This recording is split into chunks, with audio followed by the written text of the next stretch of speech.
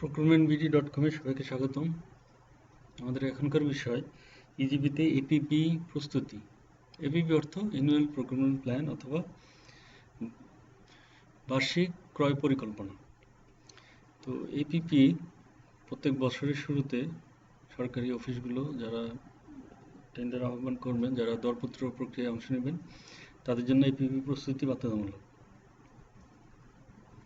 তো ইজিবিতে এপিপি প্রস্তুতি জন্য আমাদের কয়েকটা বিষয় জানা খুবই গুরুত্বপূর্ণ। তার মধ্যে একটা হচ্ছে এপিপি প্রস্তুতির দায়িত্বটা কার। এপিপি প্রস্তুতির দায়িত্বটা হচ্ছে প্রকিউরিং এন্টিটি অথবা অথরাইজ ইউজার। তার পক্ষে একজন অথরাইজ ইউজার এই এপিপিটা প্রস্তুত করবেন।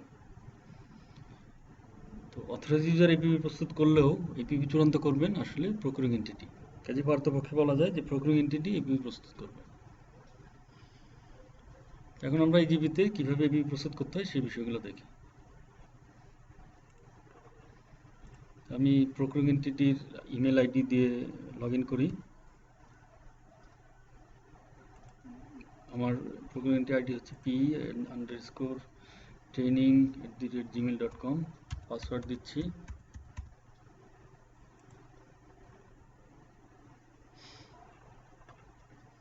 আমি প্রকিউরিং এন্টিটি হিসেবে লগ ইন করলাম।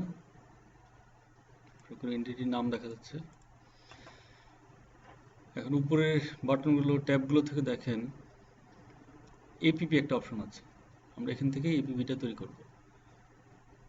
তো এখানে যাওয়ার পরে এখানে দেখেন ক্রিয়েট এপিপি, মাই এপিপি আর অল এপিপি অপশন আছে।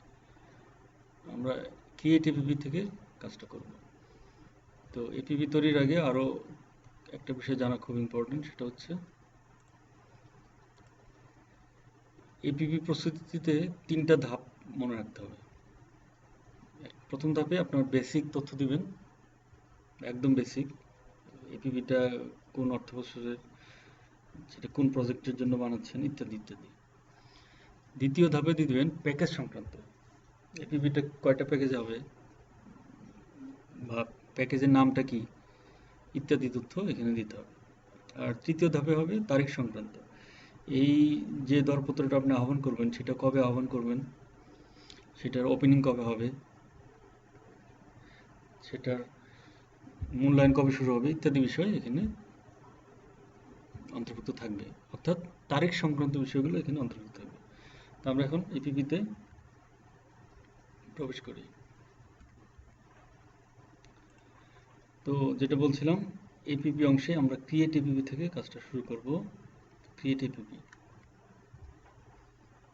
তো এখানে আমি যেটা একটু আগে বললাম যে 3টা ধাপ, একটা হলো create app, package detail, package dates. বড় করে নিচ্ছি।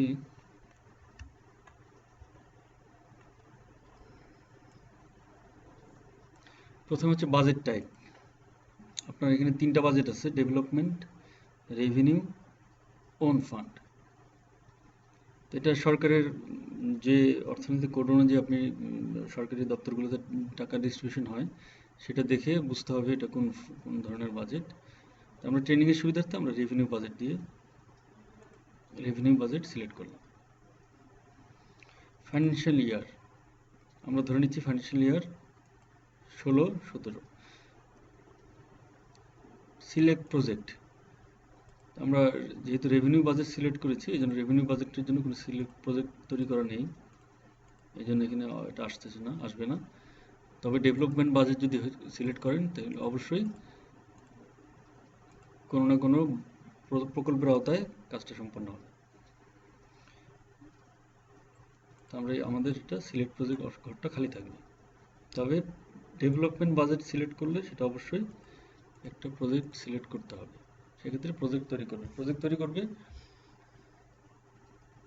অর্গানাইজেশন অ্যাডমিন, তার কাছ থেকে প্রজেক্ট সংক্রান্ত তথ্য আপনি পেয়ে যাবেন। আচ্ছা, এখন এপিপি একটা কোড নাম্বার দিতে হবে। এটা যে কোনো কোড নাম্বার দিয়ে, এটা প্রত্যেক অফিসের জন্য একটা সিকোয়েন্সিয়াল কোড থাকবে, সেই কোডটা দিয়ে কাজটা করতে হবে। আমি আমার কোড দিচ্ছি P/ ধরেন এটা 2016-17 কাজ। এটা আমার অফিসের প্রথম এপিপি যদি হয় আমি 01, আমি একটা কোড ফলো করলাম। এটা বাধ্যতামূলক কিছু না, কিন্তু একটা সিকোয়েন্স ফলো করলে সবসময় এটা মেনটেন করতে সুবিধা হয়। তো আমি এখন নেক্সট ক্লিক করব। তবে একটা জিনিস বিষয় খেয়াল রাখতে হবে, এই পেজে যদি কোনো ভুল রয়ে যায় সেটা সংশোধন করা যায় না। কাজে এই পেজটা খুব সাবধানে দিতে হবে, এই জন্য এটাকে বলা হচ্ছে বেসিক তথ্য। আমি নেক্সটে ক্লিক করছি। আচ্ছা, এবার আমরা পরের পেজে চলে গেলাম, যেখানে প্যাকেজ ডিটেল দিতে হবে। এখানে একটা বিষয় খেয়াল করেন, এপিপি আইডি একটা অটোমেটিক সিস্টেম জেনারেটেড আইডি পড়ে গেছে। অর্থাৎ এই আইডিটা আপনার এই এপিপির জন্য এখান থেকে নির্দিষ্ট হয়ে গেল। আপনি ভবিষ্যতে এই আইডি দিয়ে এপিপিটা খুঁজে বের করতে পারবেন। তারপরে নিচে আসি, প্রক্রিউরমেন্ট নেচার। এখানে তিনটা নেচার আছে, প্রক্রিউরমেন্ট অবজেক্টের তিনটা নেচার, একটা গুডস, ওয়ার্কস আর সার্ভিস। আপনি যে কোনোটা সিলেক্ট করতে পারেন, আমরা ওয়ার্ক সিলেক্ট করছি। টাইপ অফ ইমার্জেন্সি, এখানে 3 ধরনের দেওয়া আছে, আর্জেন্ট, ন্যাশনাল ডিজাস্টার, নর্মাল। আমরা ট্রেনিংয়ের জন্য নর্মাল সিলেক্ট করছি। প্যাকেজ নাম্বার, এটা খুবই ইম্পর্টেন্ট। এই প্যাকেজ নাম্বারটা আপনি ডেভেলপমেন্ট প্রক্রিউরমেন্ট প্ল্যান থেকে পাবেন, ডিপিপি থেকে পাবেন, অথবা প্রজেক্ট অফিস থেকে সংগ্রহ করতে পারেন, অথবা সংশ্লিষ্ট প্রক্রিউরিং এন্টিটি একটা নির্দিষ্ট প্যাকেজ নাম্বার দিয়ে কাজটা শুরু করবে। এই প্যাকেজ নাম্বারটা খুব ইম্পর্টেন্ট, এবং এই প্যাকেজ নাম্বারটা ইজিপির জন্য একটা নির্দিষ্ট হতে হবে। অর্থাৎ এক প্যাকেজ নাম্বারের সাথে অন্য অফিসের প্যাকেজ নাম্বার ম্যাচ করতে পারবে না। যদি একই হয়ে যায় তাহলে এই ডাটাবেজে এটা এন্ট্রি করাতে পারবেন না। তো আমি একটা প্যাকেজ নাম্বার দিচ্ছি, ধরুন আমাদের এটা works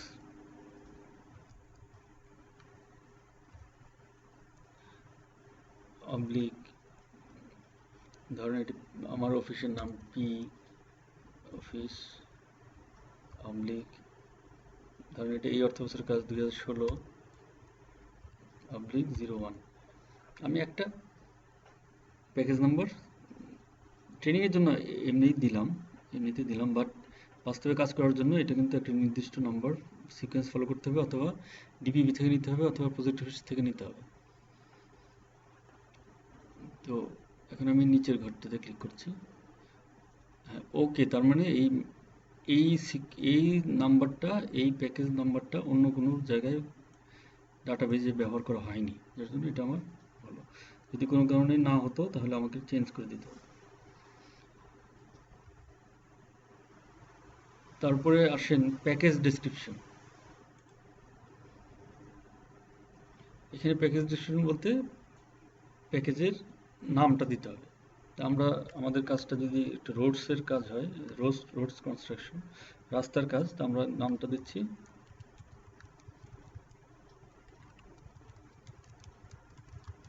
of Rhodes.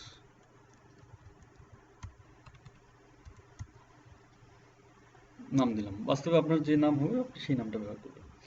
Lot number, এটা খুব ইম্পর্টেন্ট। ইজিবিতে সিঙ্গেল লটে টেন্ডার আহ্বান করতে হয়, এটা একটা ইজিবির সীমাবদ্ধতা বলতে পারেন। আমরা এটাকে সিঙ্গেল লট হিসেবে 1 সিলেক্ট করছি। লট ডেসক্রিপশন, যেহেতু সিঙ্গেল লট সেহেতু আপনার প্যাকেজ ডেসক্রিপশন লট ডেসক্রিপশন সমান হবে। আমি এটা কপি পেস্ট করে লিখলাম। কোয়ান্টিটিটা আপনি দৈর্ঘ্যে দিতে পারেন, অথবা ভলিউমে দিতে পারেন, অথবা অন্যান্য মেজারমেন্টও দিতে পারেন। আমরা রাস্তার কনস্ট্রাকশন আমরা ধরে নিচ্ছি রাস্তাটা 5 কিলো, সেই জন্য 5 দিলাম। ইউনিটটা আপনি দিবেন এই ঘরে, তো এখানে আমরা কিলোমিটার দিচ্ছি। এস্টিমেটেড কস্ট, এপিপি তৈরির সময় একটা কস্ট দিতে হবে, সেটা আসলে অফিসিয়াল কস্ট, অ্যাপ্রক্সিমেট কস্ট। সেই কস্টটা একদম অ্যাকুরেট হবে না, এবং এই কস্টটা যেহেতু সবাই জানতে পারবে, এপিপিটা যেহেতু প্রকাশ করতে হবে, সবাই জানতে পারবে, এখানে টেন্টেটিভ কস্ট হবে। আমরা ধরে নিচ্ছি টেন্টেটিভ কস্ট আমার 3 কোটি টাকা।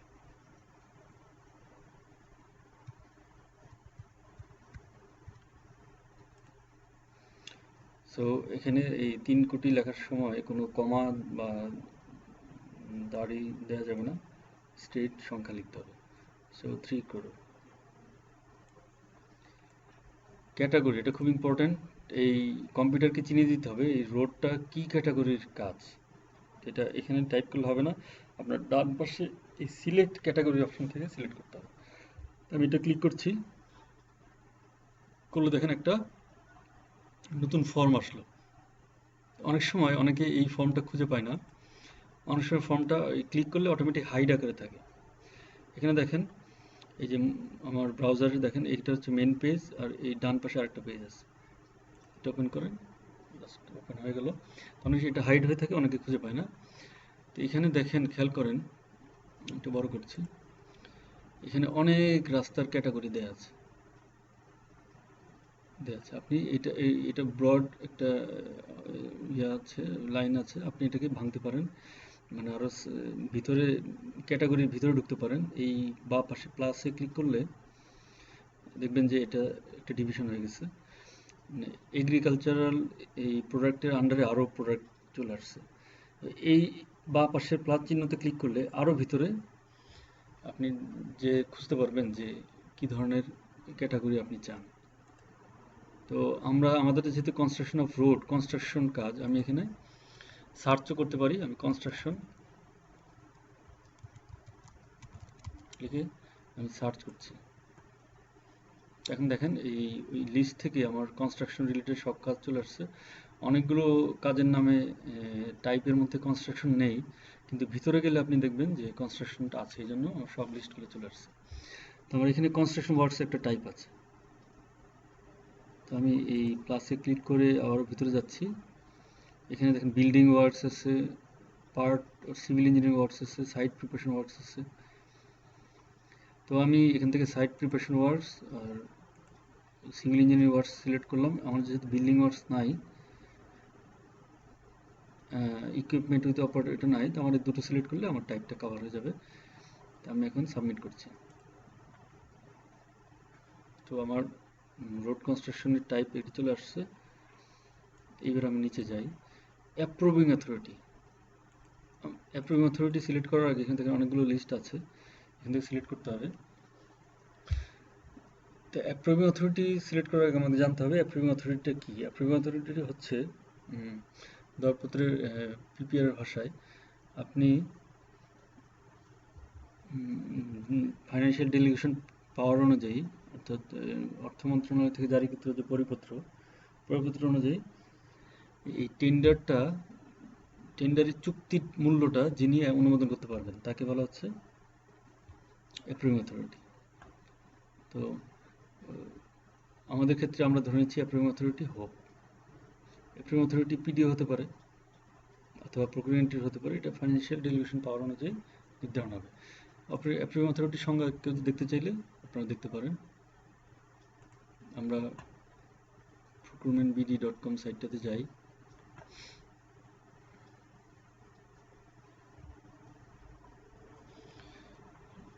সেখানে পিপিআর অংশে যাই, যাওয়ার পর আমরা এখানে দেখি প্রথমেই আছে অনুমোদনকারী কর্তৃপক্ষ, অর্থাৎ অ্যাপ্রুভিং অথরিটি। এখানে আছে যার আর্থিক ক্ষমতা ক্রয় চুক্তি সম্পাদনের জন্য যে অনুমোদনকারী কর্তৃপক্ষ তাকে বলা হচ্ছে অ্যাপ্রুভিং অথরিটি। তো আমরা আমাদের ক্ষেত্রে ধরে নিচ্ছি এটা হোক, অর্থাৎ head of procuring entity. PQ requires, PQ অর্থ প্রি কোয়ালিফিকেশন। তো আইন অনুযায়ী 35 কোটির পিপিআর অনুযায়ী আপনি তফসিল এটা পাবেন। 35 কোটির উপরে কোনো টেন্ডার হলে প্রি কোয়ালিফিকেশন লাগতে পারে, তখন আপনি ইয়েস দিতে পারেন। বাট আমাদের দরপত্রের ক্ষেত্রে আমরা এটা নো দিচ্ছি, যেহেতু আমাদেরটা 35 কোটি টাকার নিচে। প্রকিউরমেন্ট টাইপ, এখানে এনসিটি বা আইসিটি আপনি সিলেক্ট করতে পারেন।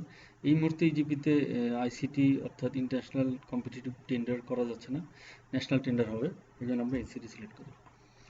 প্রকিউরমেন্ট মেথড, এটা খুবই ইম্পর্টেন্ট। আপনি এপিপি অনুমোদনের সময় প্রকিউরমেন্ট মেথডটা অনুমোদন করে নিতে হবে।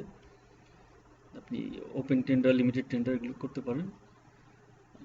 আমরা ওপেন টেন্ডার সিলেক্ট করছি ট্রেনিংয়ের জন্য। এই পেজটা ঠিক থাকলে আমরা নেক্সট পেজে যাব, তবে এখানে যদি কোনো ভুল থেকেও যায় আপনি পরবর্তীতে এডিট করতে পারবেন। নেক্সট।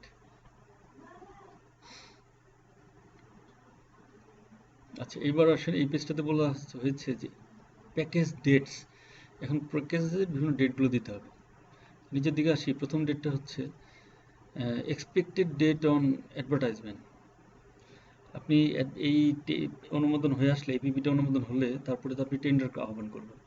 টেন্ডার আহ্বানের সময় আপনি আনুমানিক কোন তারিখে এটা ওয়েবসাইটে দিবেন নোটিশটা, অথবা পত্রিকায় দিবেন। তো সেটা আমি ধরে নিচ্ছি একটা সময়, 7 দিন সময় দিয়ে ধরে নিচ্ছি 30 তারিখ, 30/6/2016 আমার এটা। আচ্ছা, এবার দেখেন expected last date of submission of tender. আচ্ছা, টেন্ডারটা পত্রিকায় যাবে 30 তারিখ, এর কতদিন পর আপনি টেন্ডারটা সাবমিশন হবে সেই ডেটটা এখানে দিতে হবে। এখানে নাম্বার অফ ডেজ, আমরা জানি যে পিপিআর অনুযায়ী তফসিলে বলা আছে যে 2 কোটি টাকার উপরে টেন্ডার হলে 21 দিন দিতে হবে, আর 2 কোটি টাকার নিচে হলে 14 দিন দিতে হবে। তা আমাদের নর্মাল টেন্ডারের ক্ষেত্রে, ওপেন টেন্ডার মেথড ফলো করা হলে, তো আমাদের ক্ষেত্রে এটা হবে 21 দিন, যেহেতু আমাদেরটা 2 কোটি টাকার উপর। তো আমি ডান দিকে কিছু করিনি, দেখেন অটোমেটিক এটা ফিল আপ হয়ে যাচ্ছে। বাঁ দিকের ঘরটা ফিল আপ করলে ডান দিকেরটা ফিল আপ হয়ে যাচ্ছে। তো expected date of opening tender, যেদিন টেন্ডার সাবমিট হয় আমরা সেদিনই ওপেন করি। তো আমি এটাকে 0 দিচ্ছি, 0 দিয়ে আমি নিচে ক্লিক করি, ফিল আপ হয়ে যাচ্ছে অটোমেটিক। আর কিছু ডেট ডিফল্ট দেওয়া আছে, এটা আপনি কম বেশি করতে পারেন। তো ইভ্যালুয়েশনের জন্য 21 দিন সময় দিতে হয়। যদি যিনি টেন্ডার আহ্বান করবেন তার উপরের লেভেলে হোপ, অর্থাৎ হোপ যদি অনুমোদন করেন তাহলে এটা 21 দিন সময় দিতে হয়, বা হোপের পরে যদি অন্য কেউ ওপেন করেন সেই অনুযায়ী সময় বাড়ে। এটা তফসিলে বলা আছে, আমি সেই আলোচনাটা করলাম না। Expected date of signing contract, আমরা জানি নো ইস্যুর পরে 28 দিনের মধ্যে কন্ট্রাক্ট সাইন করতে হয়। তো আমি এটাকে এই জন্য 28 দিলাম।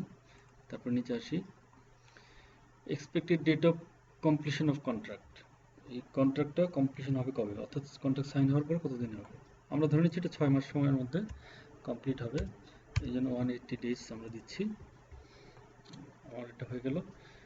এখন আপনি যদি আরও প্যাকেজ অ্যাড করতে চান তাহলে এই save and add package, add more প্যাকেজে ক্লিক করে আবার নতুন প্যাকেজ অ্যাড করতে পারেন।